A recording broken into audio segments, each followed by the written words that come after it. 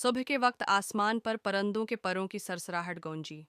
एक झंड खामोश जंगल के ऊपर उड़ता गया, जैसे आज़ादी की कोई धन हो।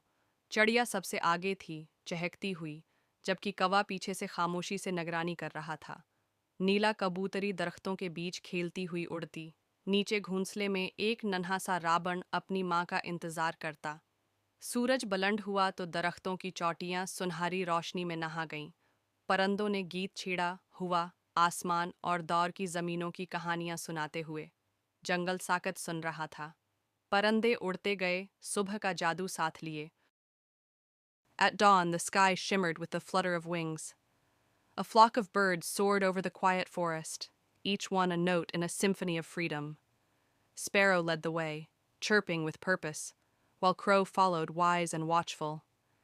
Blue Jay darted through branches, playful as ever. Below, a nestling robin chirped, waiting for its mother. As the sun rose higher, golden light bathed the treetops. The birds sang together, their voices weaving tales of wind, sky, and distant lands. In that moment, the forest listened, still and awed. The birds flew on, carrying morning's magic in their wings.